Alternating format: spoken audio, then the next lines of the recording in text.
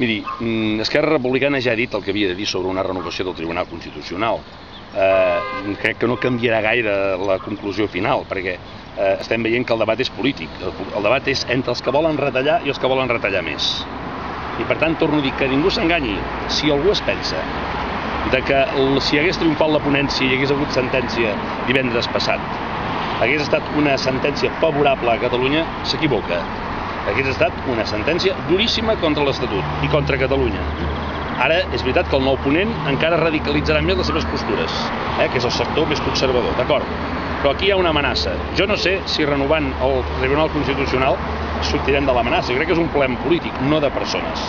Si algunes institucions volen demanar la recusació o exigeixen la renovació, nosaltres no ens hi oposarem. És un dret que hi ha, perquè en definitiva la llei obliga. És una situació esperpèntica de degradació del Tribunal Constitucional.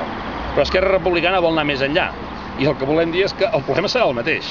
L'únic que fem és agafar la pilota i xutar-la més lluny. És a dir, allargar el problema. Però el problema és el mateix. Algú es pensa que amb una renovació del tribunal hi haurà un canvi de paradigma i no es tocarà ni una coma de l'Estatut? Algú s'ho pensa, això? És a dir, em fa l'efecte que això és escapolir-se del problema polític.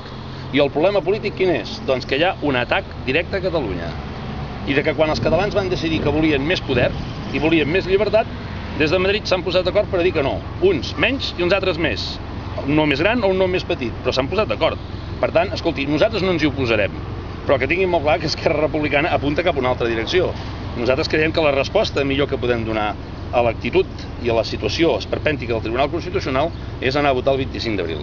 A Lleida n'és un exemple, a les consultes independentistes. És la millor resposta, i no en tinguin cap dubte. Si no han tingut valor de posar-se d'acord i assumir una sentència unificada, és perquè saben que hi haurà una resposta clara a Catalunya. I estan buscant una sentència que ens porti un camí d'interpretació, però que al final les conseqüències seran les mateixes, perquè hi ha una resposta ciutadana, que són les consultes independentistes. Hi ha una resposta mediàtica, que van ser les editorials dels mitjans de comunicació. Hi ha una actitud de la ciutadania de Catalunya d'indignació creixent.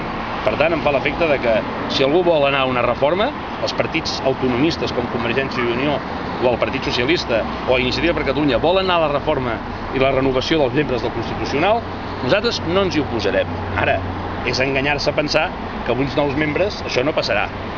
Passarà el mateix problema, perquè això és un conflicte de legitimitats entre Catalunya i Espanya.